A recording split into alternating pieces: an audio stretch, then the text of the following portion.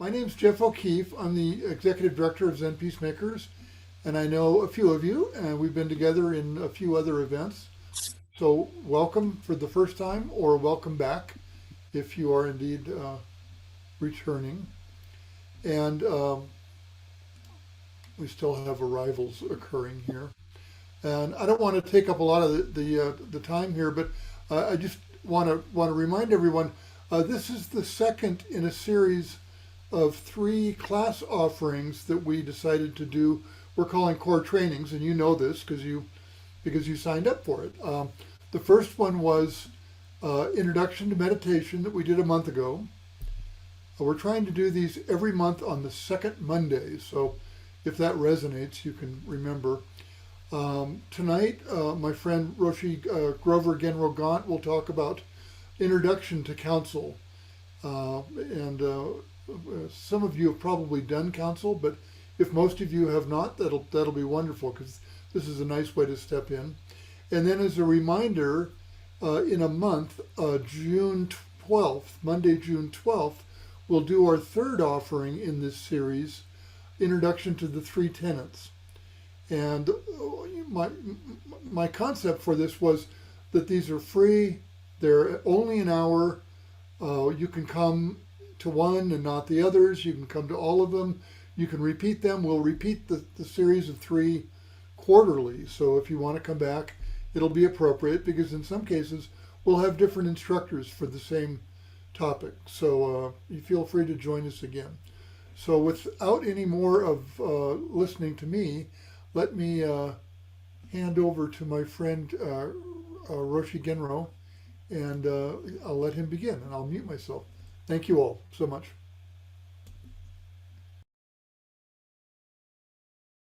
Good evening, everybody. Wonderful to be with you. Let's start with a moment of silence. I know you've all been silent while you've been listening to Jeff, but let's just spend a minute in silence before we begin.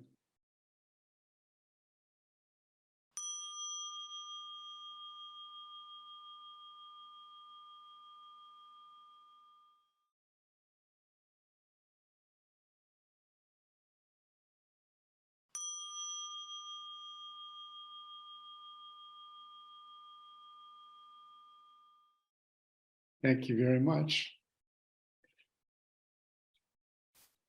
So as Jeff has told us, we're going to speak about the way of counsel tonight.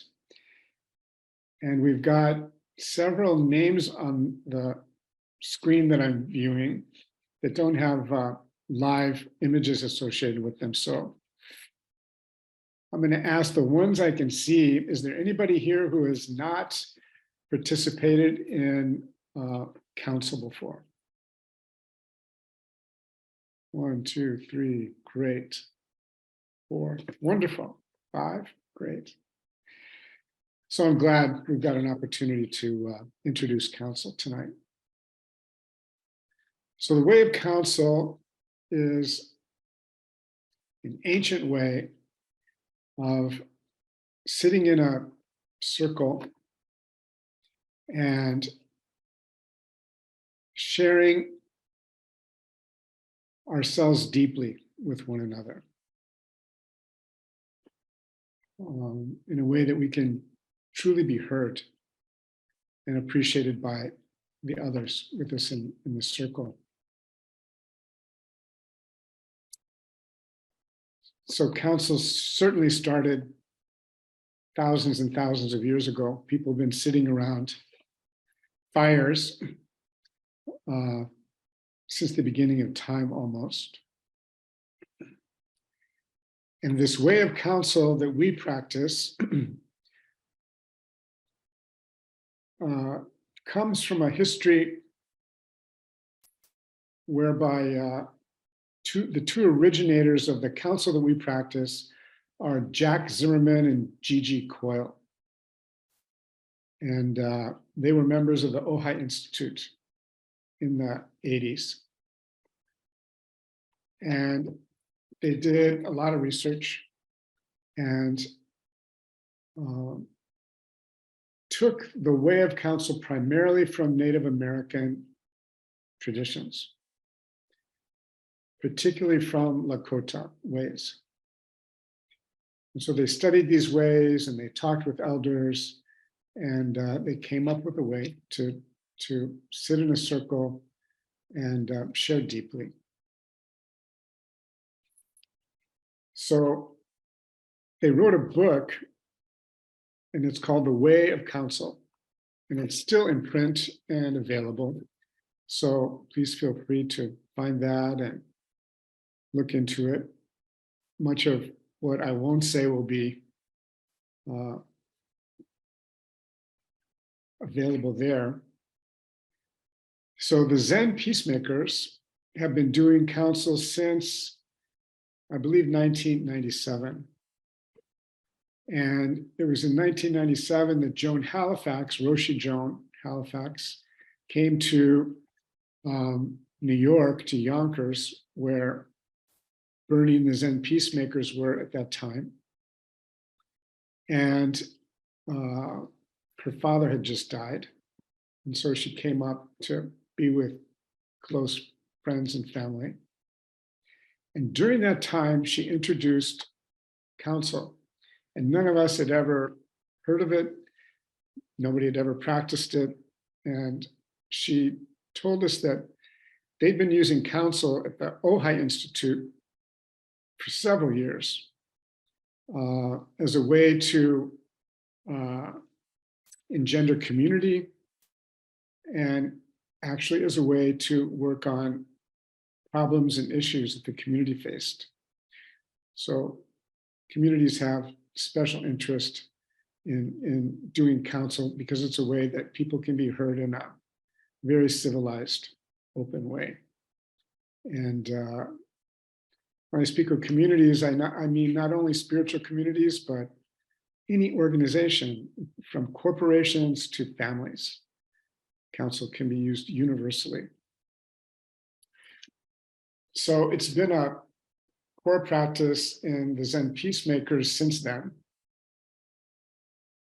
But first, from a historical standpoint, the first time we really ever did counsel was in Los Angeles. Bernie and I had traveled to the Zen Center of Los Angeles.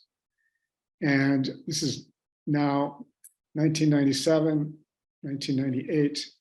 And the Zen Center of Los Angeles was in deep upheaval. There'd been big problems. There'd been a lot of issues. And so we went there to meet with the Sangha. I was in that Sangha, and so was Jeff. I was there from 1972 until 1995, when I moved to New York to help Bernie with Zen peacemakers. So we had, maybe it was as many as 20 people sit in a circle, and we did the counsel practice, which I will explain in a few minutes. And it was a charged counsel. There were a lot of opinions. There were a lot of raw emotions, lots of judgments. And this counsel allowed people the chance to be heard and listened to by everybody else in the group. Because when we listen in counsel, we don't interrupt anybody. And the counsel probably went on for an hour and a half, at least. And at the close, without exception, everybody was delighted and amazed that there was a process like this that allowed people to be with one another in an open, loving, caring way and listen to each other. And they told us, and I've heard this in other spiritual communities since then, that particularly in a Zen community, they come together, they sit facing the wall, and the bell rings at the final period, and they get up and leave, and nobody meets anybody. Nobody knows who anybody is. Nobody knows how people are feeling. I felt that everybody was enlightened except me for years, that kind of thing. And so they were delighted to find this way that allows people to be with each other and reveal themselves in a beautiful way. Since then, the council practice is certainly a core practice at the Zen Center of Los Angeles, and it is in many, many other Zen communities and spiritual communities. So so in Zen Peacemakers, I say it's a core practice for us. Many of the Zen Peacemaker member communities do counsel as a regular practice. We do counsel in our bearing witness retreats. So when we're at Auschwitz, we do counsel every day. When we are on the streets doing street retreats, we do counsel every day. When we're in our Native American retreat, we do counsel once or twice if we possibly can. And I know that they were doing counsel every day during the race retreat that happened about 2 weeks ago.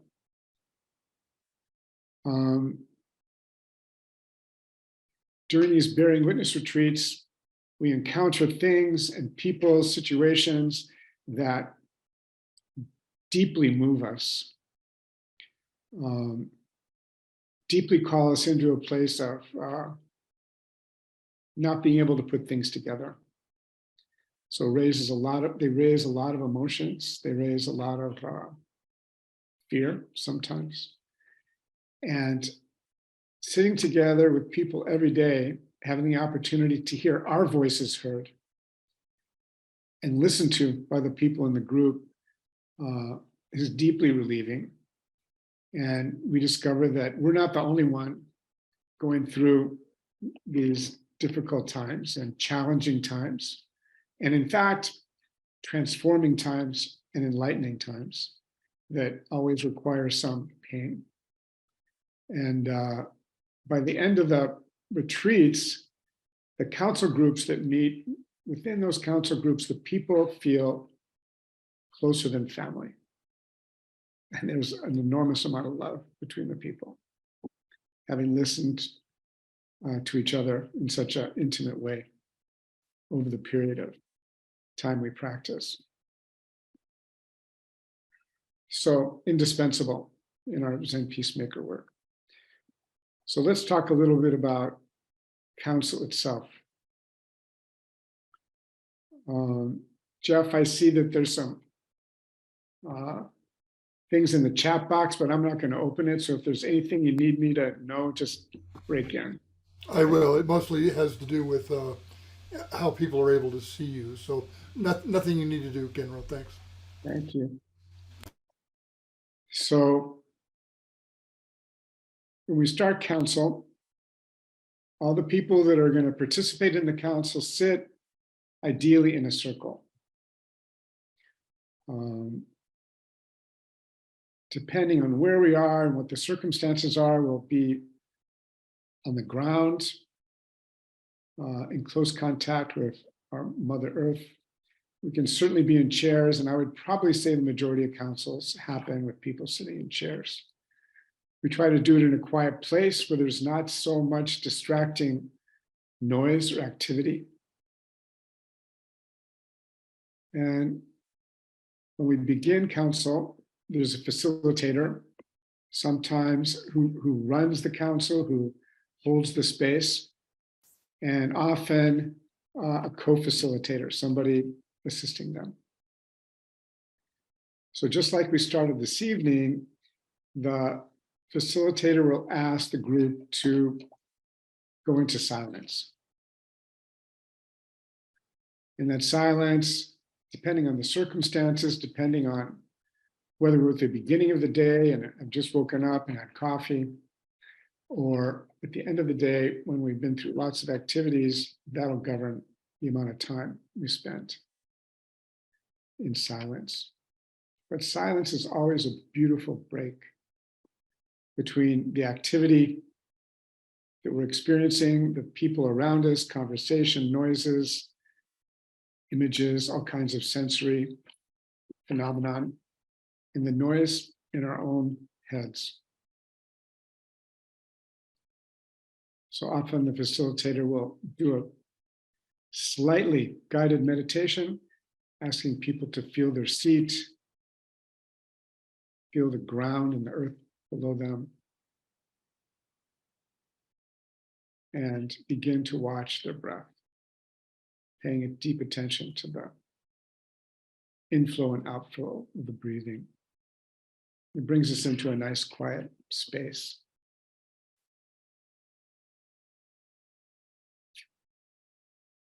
And then the facilitator often begins with a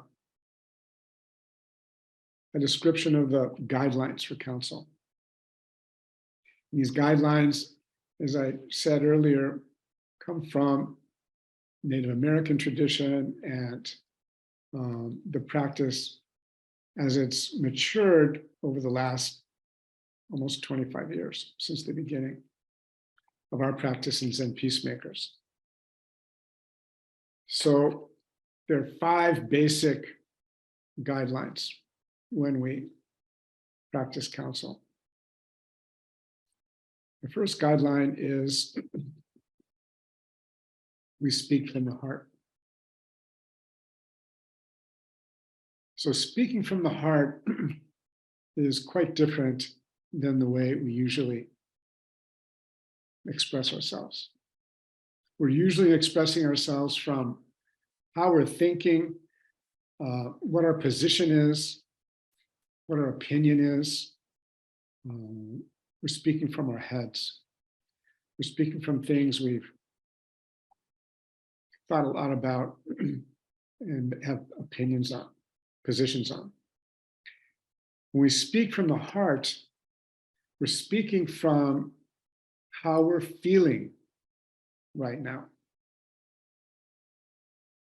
What is moving in us? What's the basic emotion that is showing up in us? What are we feeling? You know, it's said, and I don't want to wander into gender issues here, but it's said that when you talk to a man, you ask him what he thinks. And when you talk to a woman, you ask them how they feel. And the feeling way, the female emotive way is far more revealing of ourselves than what we think. And so when we speak from the heart, we speak our genuine truth. What's happening in me right now? How am I feeling?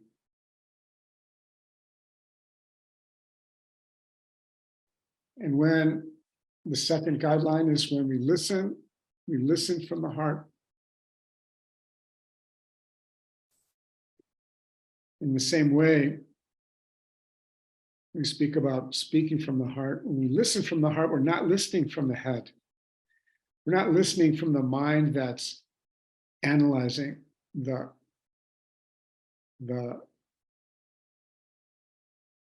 what's being shared by somebody in the circle. We're not judging it. We're not relating ourselves to it. We're just listening. So that just is a basic Zen word. It means only that. Only that in its absolute fullness. So when we just listen, we're looking possibly across the circle at the one who's speaking to us, and we're seeing their body, their facial expressions, how they're moving their hands or their arms, their bodies. And we're hearing their words deeply and completely. So when we're listening in that way, just listening, we're almost in complete union with the person who's speaking. Just listening, their words we experience as our own words. And their feelings we can truly experience as our own feelings. It's a beautiful, beautiful, intimate way to listen to anybody's expression. And so when we're just listening, we're not analyzing what they're saying. We're not comparing that other person to ourselves. We're not judging them in any way. We're taking that person, in a sense, as our whole universal reality at the moment. And the instructions generally go, if you hear yourself analyzing, judging, thinking, comparing, just see that. That's a simple awareness, and come back to just listening.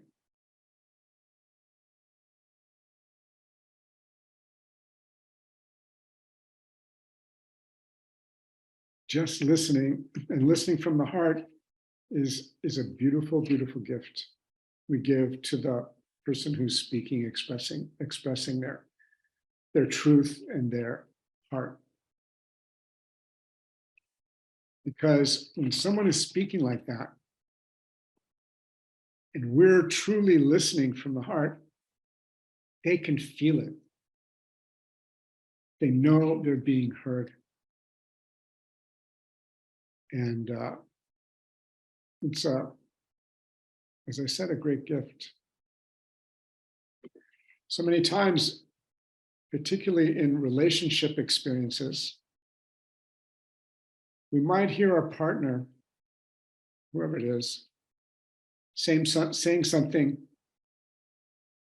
over and over again. Why do they do that? Because they know we're not listening, right? They're convinced their listener isn't there and is judging and comparing and having emotional reactions that have nothing to do with what's being expressed. So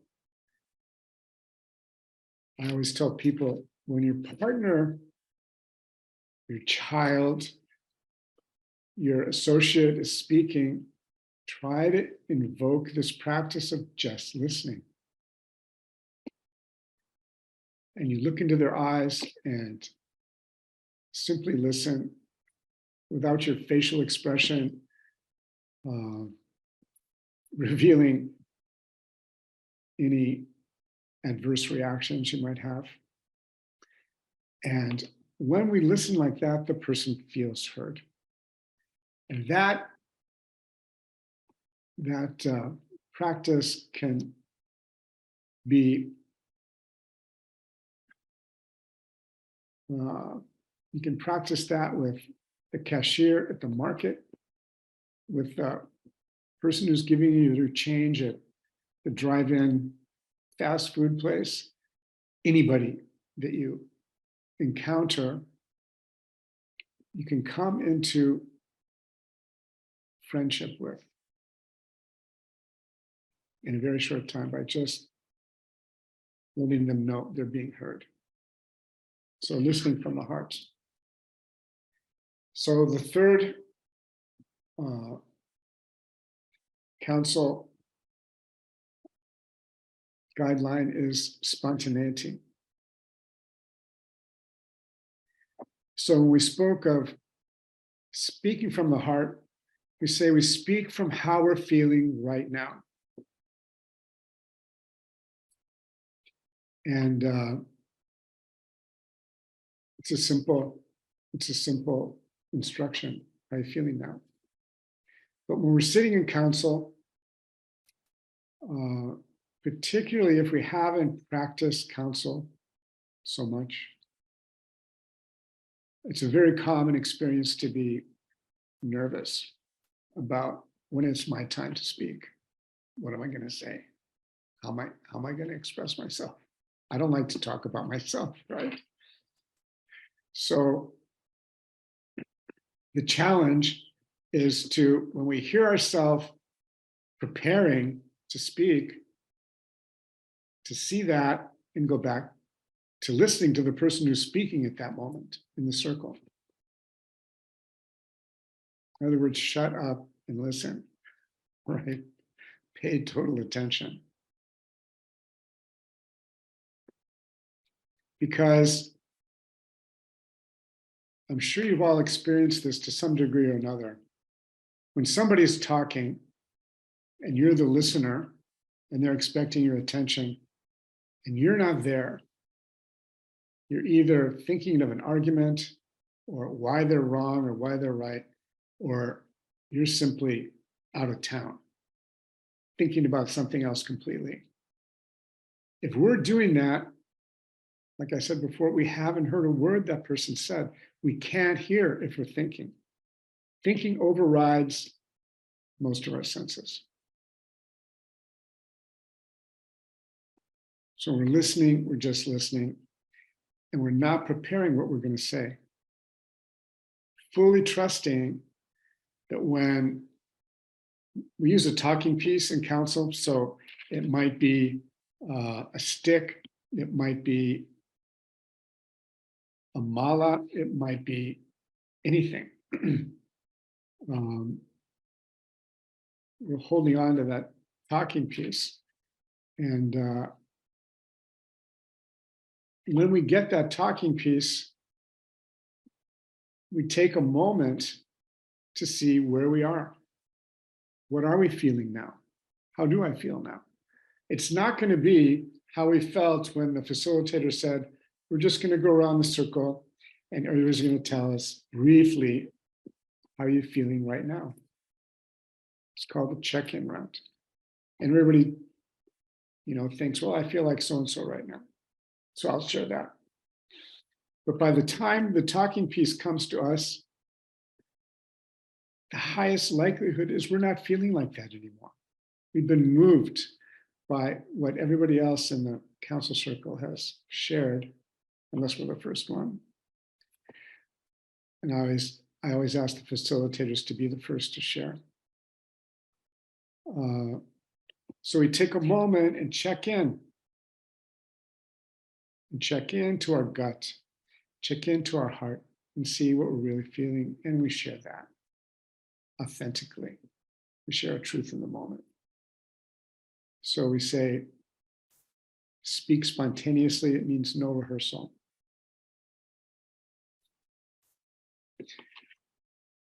Now, I want to share that the council practice, when I first practiced it, I hated it. It was far too revealing for me. I was buttoned up, I was quiet, I was happy with my Zazen practice, staring at the wall and not speaking so much to people. I'm an open, friendly person in general, but bottom line, I'm quiet. And so when counsel's introduced, and we're talking about sharing our true selves, how we're really feeling in the moment, I didn't like it. And so whenever I knew I were going to go into counsel, I was a little bit terrified. But I must share and admit that before too long, I was able to just listen and not rehearse what I was going to say, for fear that I would say something unacceptable or unenlightened, whatever that might be. And I was able to just listen and speak.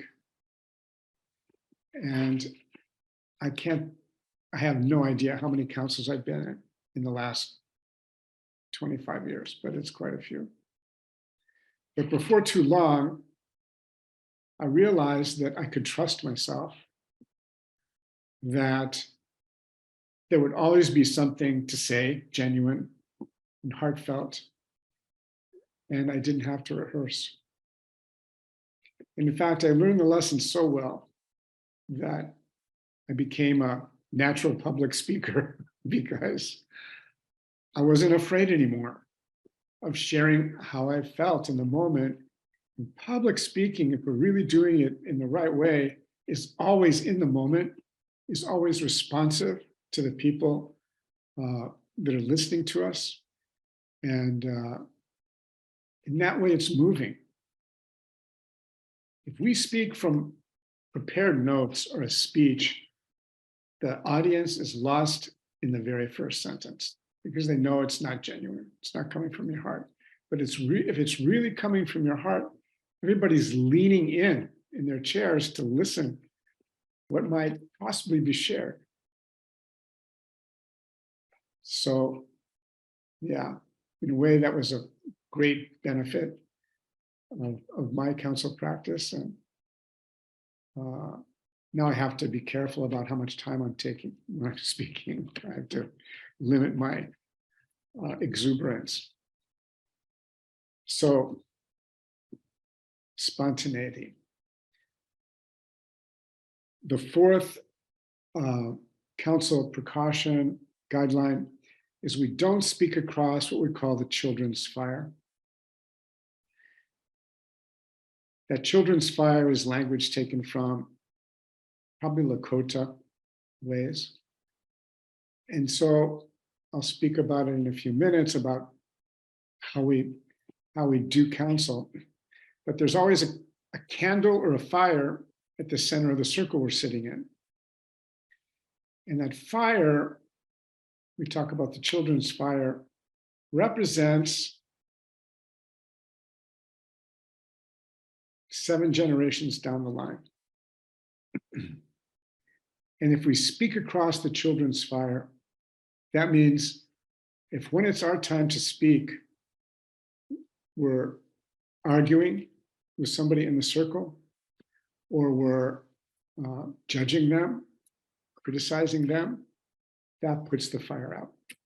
It puts out the fire of openness and honesty and truthfulness and genuineness. So we don't speak across the children's fire. When we speak, we only speak from how I'm feeling right now, not about what I think you're feeling or what you said. So when we speak in counsel, nobody's threatened that whatever they share might be contested because it's not done in counsel. And the facilitator who's holding the space for the counsel would be quick to shut that off and ask the person who's sharing, who's got the stick, to only share from their own feelings and their own experiences.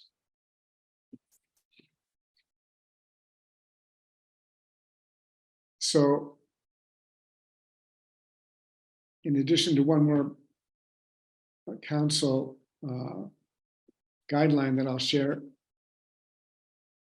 right away after this, is it makes a counsel a safe place to be.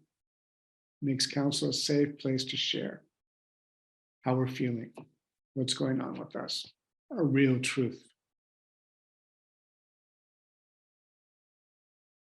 Sometimes when we're speaking in counsel, old stuff comes up that's really moving us right now. It might be family history.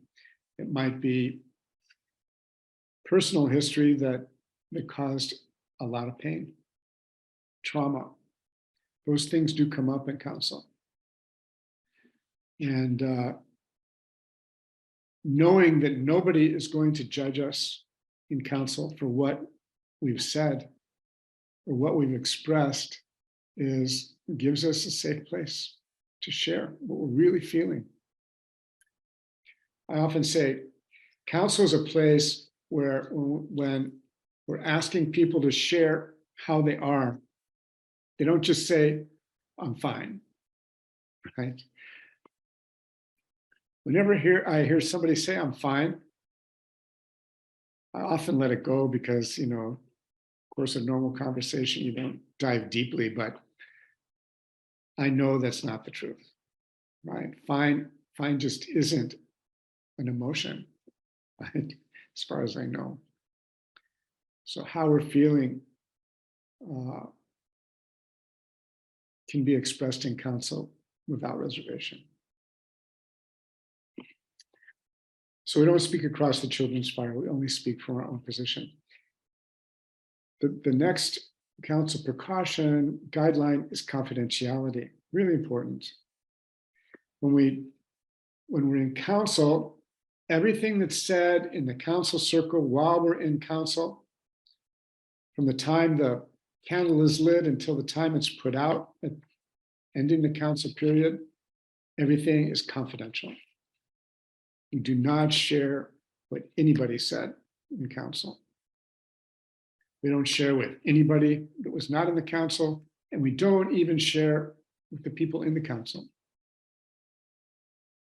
I don't say to Jeff, do you believe what Sondo said in council? We don't chat about it. That's called talking in the bushes, talking outside of council. So the only exception to that is if somebody has said something that really struck your heart and perhaps something similar happened to you, you share some piece of deep history, we can approach the person who was in our council group and shared in that particular feeling, trauma, piece of their history and say, I heard you say that.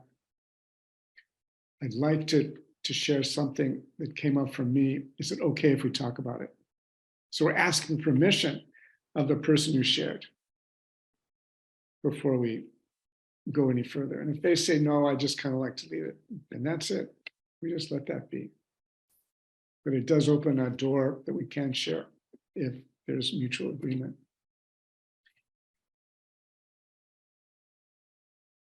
The last council guideline is that silence is okay. So I said we use a talking piece. When the talking piece comes to you, it's quite all right to not share.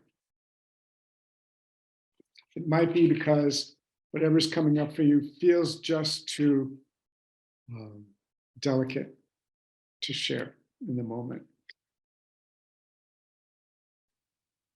But I ask people before they choose to be silent and just pass the talking piece, that not only that person who might be choosing to pass it, but everybody in the circle, when they get the talking piece, hold on to it. Close your eyes, look inside, and see what's moving you.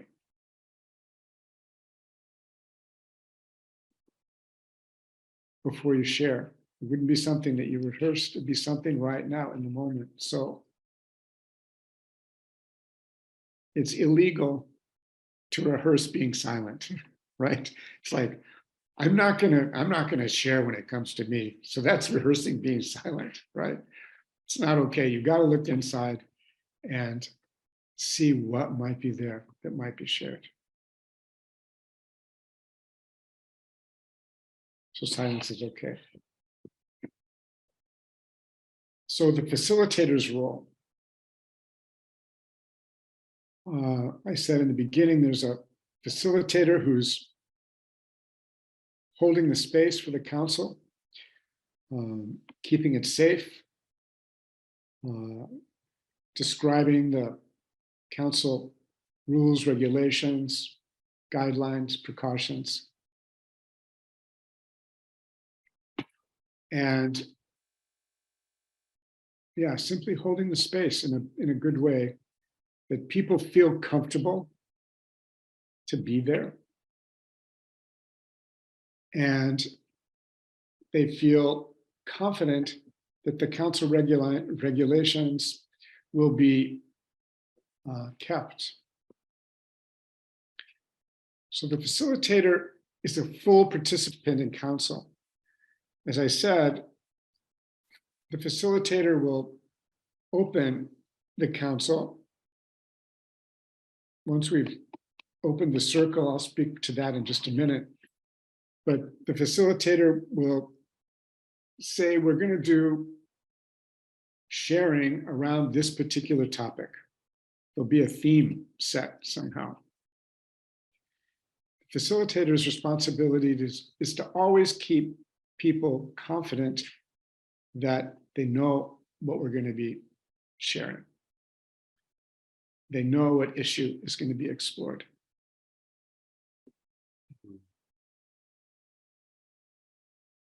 And so the facilitator at the beginning of any round of council, having introduced it, like I said, it might be a simple check-in round. We're going to talk about how we're feeling.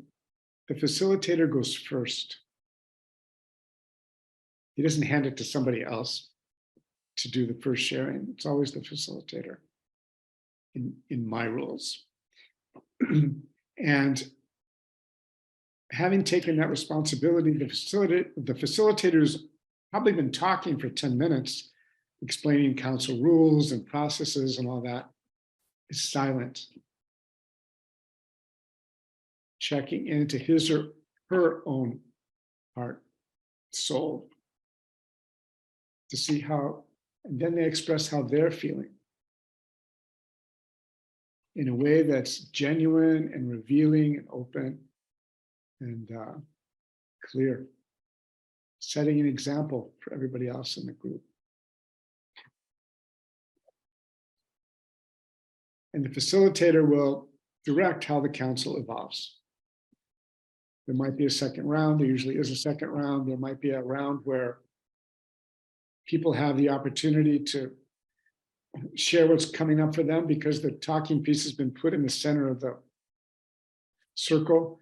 People can just pick it up and speak, set it back down. Anybody can pick it up and share. It's called popcorn style. It might be that something's happened in the circle that causes universal contention, upset feelings. I'm going to say I've never experienced this in council, but some people have. And at that point, the facilitator will say, okay, we're suspending council rules for a minute. And we're going to talk about what we're facing right now. And the group has a chance to air things simply without council rules, as we would normally talk in a group. And when the situation's been aired, pacified, agreed upon, we can go back into council. But the facilitator has that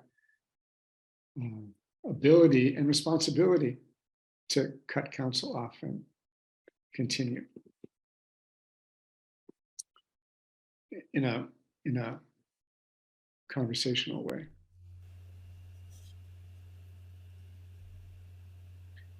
The facilitator, thank you. As I said, will break in when somebody begins to preach or teach or start talking about too long of a history or opinions. And the facilitator will gently say to the person who's sharing, please speak about your own experience. Please speak about your own feelings. And that is often generously accepted by the person who's sharing so that they can begin to focus in once again on how they're feeling. So the facilitator ideally never has to interrupt council, only introduces themes, shares just like anybody else in council. Now, just really briefly, before we allow some questions, I said when we begin council, we sit in a circle. In the center, there's a candle, maybe a cloth underneath the candle. It sort of represents an altar in the middle of the council circle.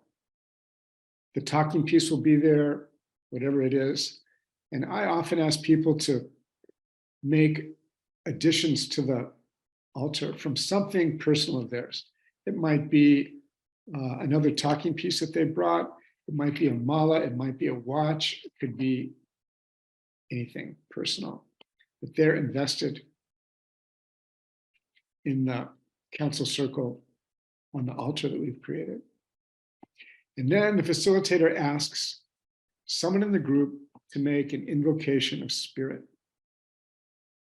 Invocation of spirit means we call on the Buddha or the Bodhisattvas.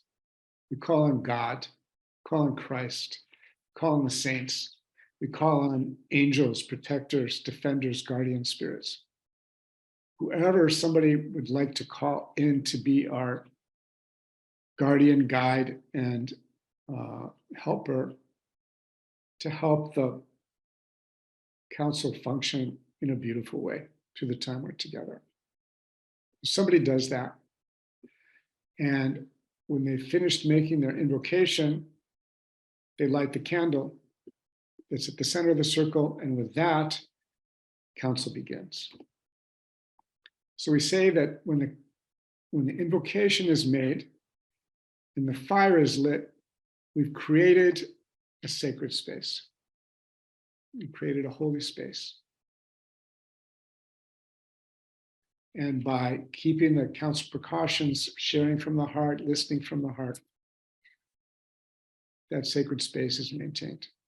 And at the end of the council, the facilitator will ask somebody in the council to make a closing dedication of the merit, of the energy, of the goodness of the council to someone who they would particularly like to extend the merits of this council to, or an organization, a cause, whatever they might.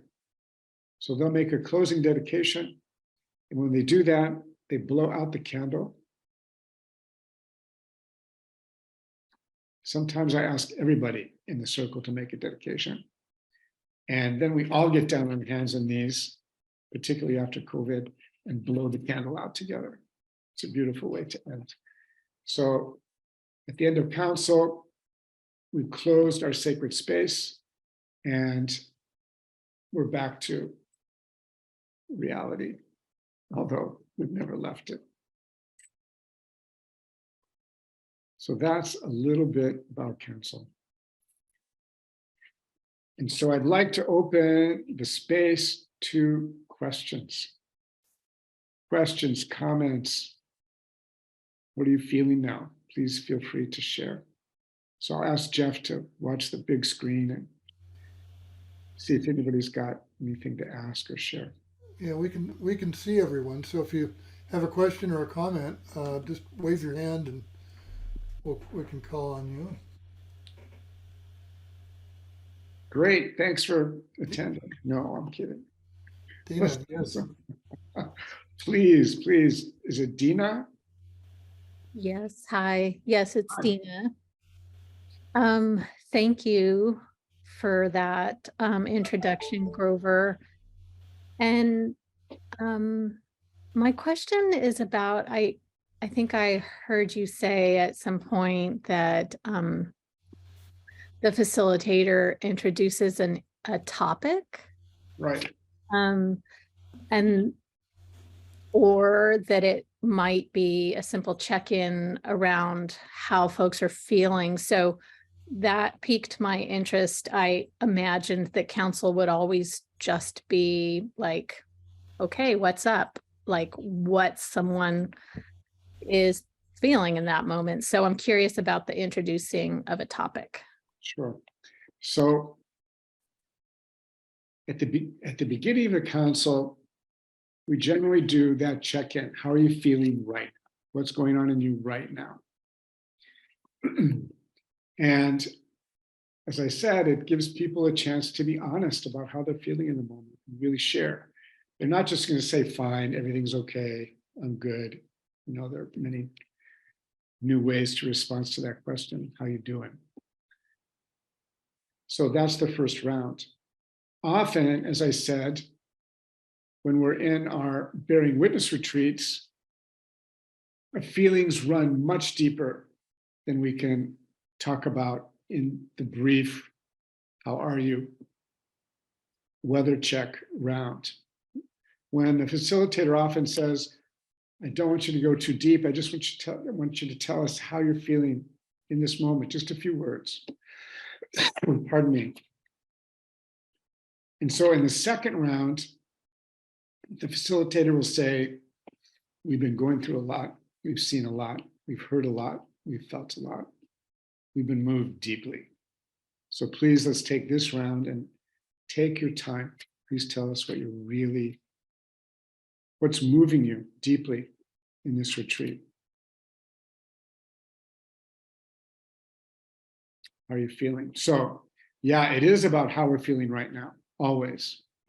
It's not about our opinions and our political agendas. However, I did say that councils can be held around certain issues. It might be, we'll do a check-in round, and then the next round is, all right, we're in a group, we're in a council of people that we work with, and we're having a financial crisis. How are people feeling about that, right? How's that moving you? So it can be about anything. It can be how someone was treated in a certain situation. The topics are infinite that we can discuss in council. So, and when we discuss them, though, it's not about what we think about it. It's always about what's moving us about that. How are we feeling about it? So that we can be open and share with everybody. So before I take the next question, hopefully there's at least one more or two more. I want to empower you to enjoy the council process in your family, with your partner. You don't need a big circle. You can just do council with one person.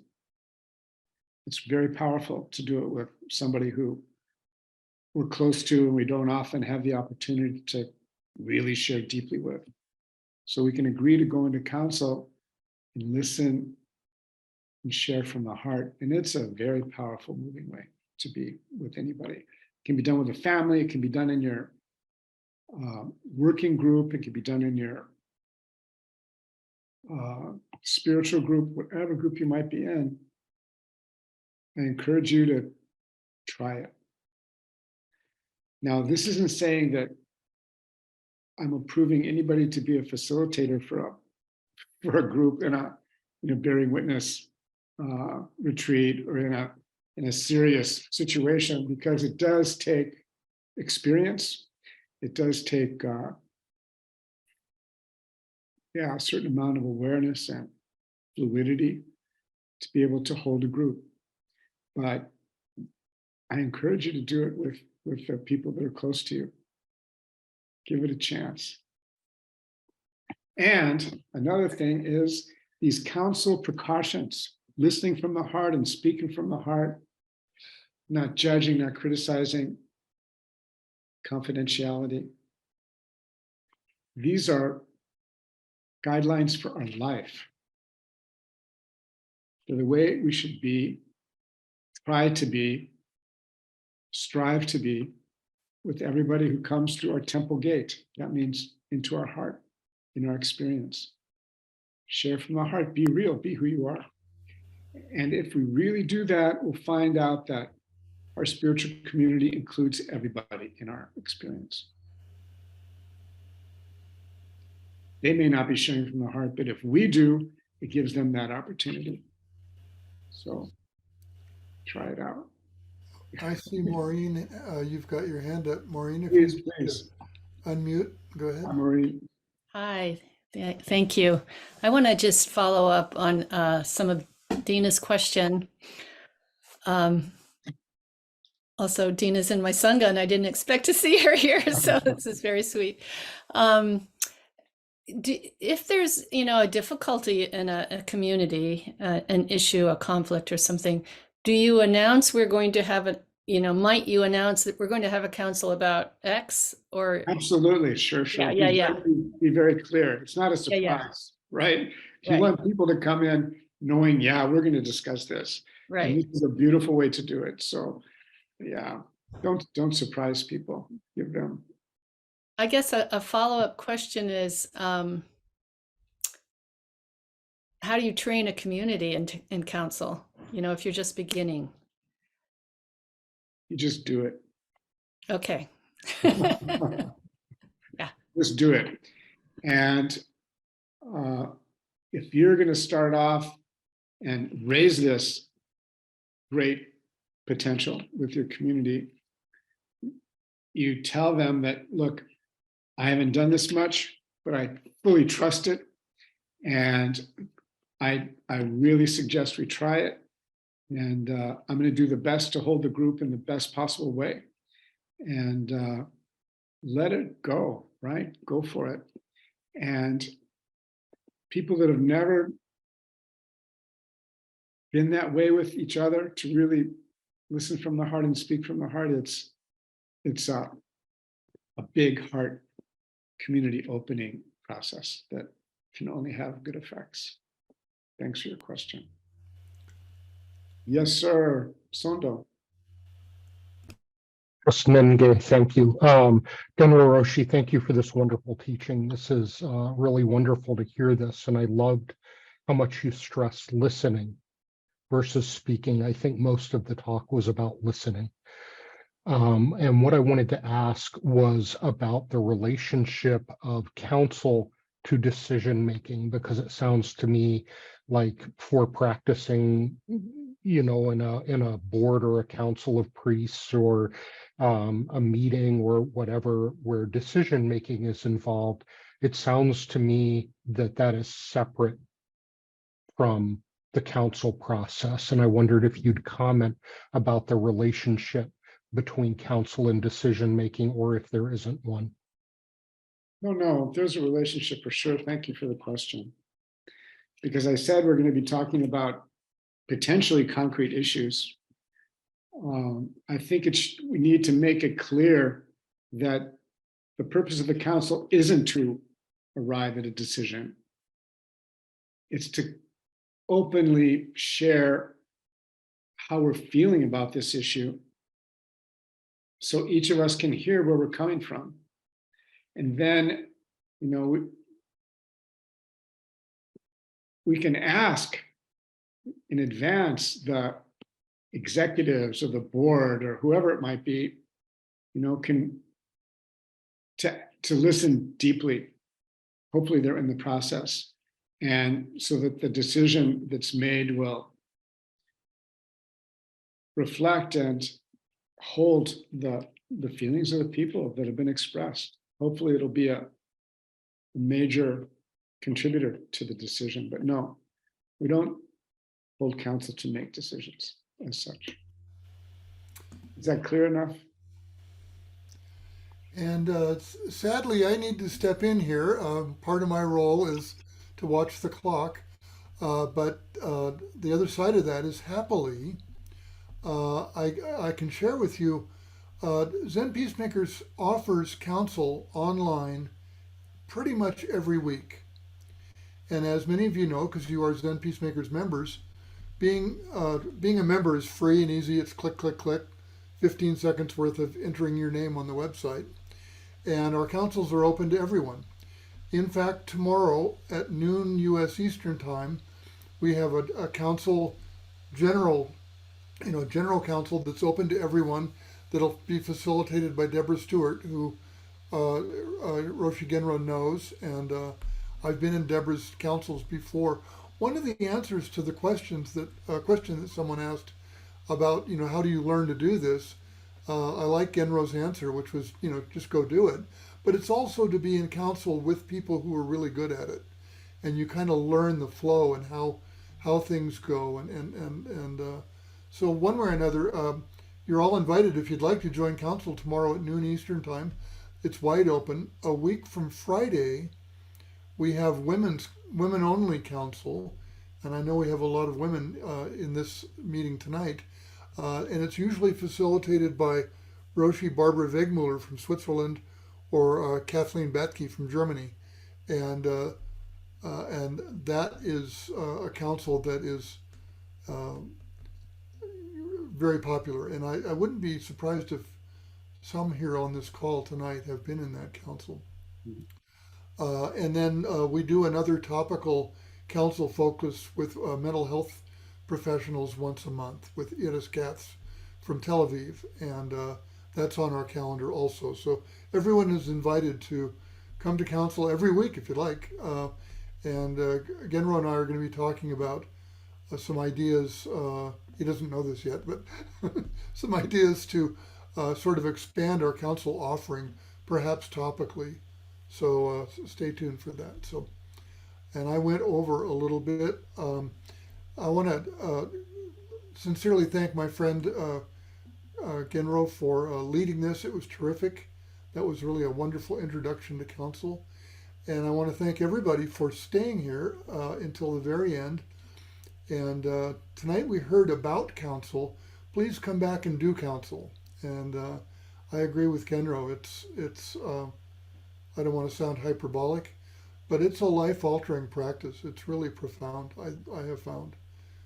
So thank you all, and have a wonderful Monday evening, and stay safe, and come see us again. Thank you for your attention, everybody. Deeply appreciated. God bless. Be good. Thank you.